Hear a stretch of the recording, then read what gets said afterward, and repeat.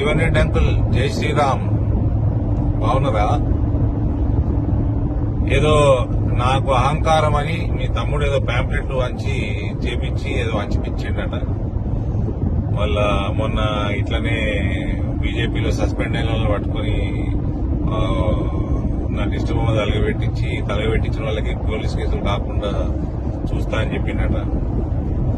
సరే అంకుల్, నాకు అహంకారం ఎందుకు అనిపించింది అంకుల్? మీరు ఎక్కడ కనబడ్డా నాకు జగిత్యాలు వచ్చినప్పుడు గాని ఏడ కనబడ్డా అందరి ముందర మీకు పొంగి ఆశీర్వాదం తీసుకుంటా మీ దగ్గర. అందుకని అహంకారం అనిపించింది నాకు. రెండోది, లేకపోతే మీకు ఒకప్పుడు భారతీయ జనతా పార్టీ ఉన్నట్టు 3,000 ఓట్లు 4,000 ఓట్లు జగిత్యాలు వచ్చినట్టు అట్లా ఈ మధ్య లేదు, మీ చెప్పు చేతల్లో నడుస్తలేదు అన్న పరిస్థితి ఉంది. కాబట్టి పార్టీని పెంచినాం కాబట్టి 5 సార్లు మా మీద అటాకులైనా, మా ప్రాణాల మీద మా ఇండ్ల మీద అటాకులైనా దగ్గరుండి పార్టీని పెంచినాం కదా అంకుల్. అందుకని అహంకారం అనిపిస్తుంది మీకు. ఎందుకు అనిపిస్తుంది అంకుల్ అహంకారం?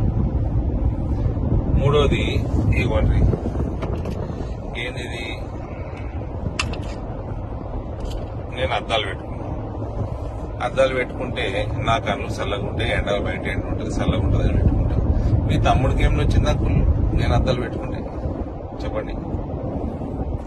అయినా మీరు 2014లో నాకు గుర్తున్నది, మీ ప్రియమిత్రుడు డి శ్రీనివాస్ కొడుకుని నేను అప్పట్లో రాజకీయాల్లో కూడా లేకుంటే లాస్ట్ ఎలక్షన్ అని నిలబడతా అన్నారు. 2018లో లాస్ట్ ఎలక్షన్ అన్నారు. తర్వాత 19లో ఎమ్మెల్సీ అయినరు. మీకు 2026, 25 19లో కాదు 2020లో అయినరు ఎమ్మెల్సీ. 26 దాకా ఎమ్మెల్సీ ఉన్నారు మీకు. తర్వాత 2023లో మళ్ళీ ఎమ్మెల్యే, లాస్ట్ ఎలక్షన్ అన్నారు. గెలిస్తే మంత్రి వేద్దాం అనుకున్నారు. కానీ జగిత్యాల ప్రజలు మిమ్మల్ని మళ్ళా 18లో 60,000తోటి, 23లో 20,000తోటి మీరు మిమ్మల్ని ఓడించారు. ఇప్పుడు మళ్ళా ఎంపీ నిలబడతా అంటున్నారు. మళ్ళా లాస్ట్ ఎలక్షనే అంటారు మీరు. అంటే మీరు మీ పార్టీ మీ ఇష్టం, కానీ నాకు ఒక కథ యాదకి వచ్చింది. కథ కాదు, నిజమే ఇది. లాలూ ప్రసాద్ యాదవ్ గారు రైల్వే మంత్రిగా ఉన్నప్పుడు ఆ టైంలల్లా 90లలో మళ్ళా ఆయన మంత్రిగా ఉన్నప్పుడు నేషనల్ ఫ్రంట్ గవర్నమెంట్, తర్వాత యూపీఏ గవర్నమెంట్ లో వివిధ పోర్ట్ఫోలియోలలో ఒకసారి రైల్వేస్ చేసేట డేట్ కరెక్ట్ గుర్తులేదు. కానీ అప్పట్లో బాగా దొంగతనాలు అవు రైళ్లలో. అయితే రైల్వే ఆఫీసర్లందరూ రైల్వే మినిస్టర్ లాలూ ప్రసాద్ యాదవ్ దగ్గర పోయినట. పోయి, సార్ ఈ పలానా స్టేషన్ లా ఎప్పుడు వచ్చి బండి నిలబడ్డా లాస్ట్ బోగిలా దొంగలు పడుతున్నారు సార్, దొంగలు పడి దోసుకుంటున్నారు, ఎప్పుడు లాస్ట్ బోగే టార్గెట్ చేస్తున్నారు. లాస్ట్ బోగి ఏమో స్టేషన్ బయట ఏటో మూలకి ఆగి ఉంటుంది.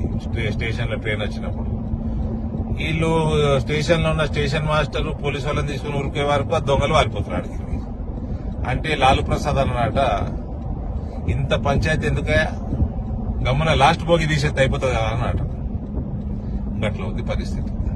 అంకుల్, మీరు పెద్దలు, నేను మీ కొడుకు వయసు. నేను ఎలక్షన్లు కొట్లాడదాం, ఏమి ఇబ్బంది లేదు, మంచిగా కొట్లాడదాం, ముందాగా కొట్లాడదాం. కానీ మీ ఇంటి వాళ్ళకి చెప్పూరి కొంచెం ఇట్లా చిల్లర వ్యవహారాలు చేయొద్దని చెప్పారు.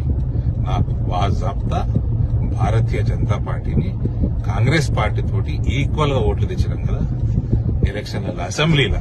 ఇక పార్లమెంట్ లో అంటే ఎడదట్టుకుంటారు. నాకు నేను చేసిన వాగ్దానాన్ని చేస్తే మీరు 45 ఏళ్ళు చేయలేని మీ పార్టీ మీరు నేను తెచ్చిపెడితే రైతులకి. ఇప్పుడు అంతా అవన్నీ నేను చెప్పిన పనులను చేసిన, నేను పార్టీని పెంచుకున్నా. ఇవన్నిటితో పాటు రామమయం ఉన్నదంతా, మోడీమయం ఉన్నది, రామమయం ఉన్నది, హరహర మోదీ, గర్గర్ మోదీ ఉన్నది. ఇవన్నీ కలిసి వస్తే మీకు బాధ. మళ్ళీ ఈ లాస్ట్ ఎలక్షన్, మళ్ళీ లాస్ట్ టైం ఓడిపోతామో, మళ్ళీ ఇంకొక లాస్ట్ ఎలక్షన్ ఉంటుందో తెలియదు మనకి. కాబట్టి ఇవన్నీ వద్దు. మీరు పెద్ద మనుషులు, మీరు మమ్మల్ని ఆశీర్వదించాలి. మనం ఇద్దరం ఎలక్షన్లు కొట్లాడినా కూడా నేను వచ్చి మీ దగ్గర ఆశీర్వాదం తీసుకొని కొట్లాడాలి. అట్లా హుందాగా చేసుకోవాలి రాజకీయాలు. వినరా అంకుల్? మీ తమ్ముడికి ఎప్పుడు చేరా ఈ చిల్లర పనులు పని చేయమని చెప్పుకుంటాను. భారత్ మాతాకి జై.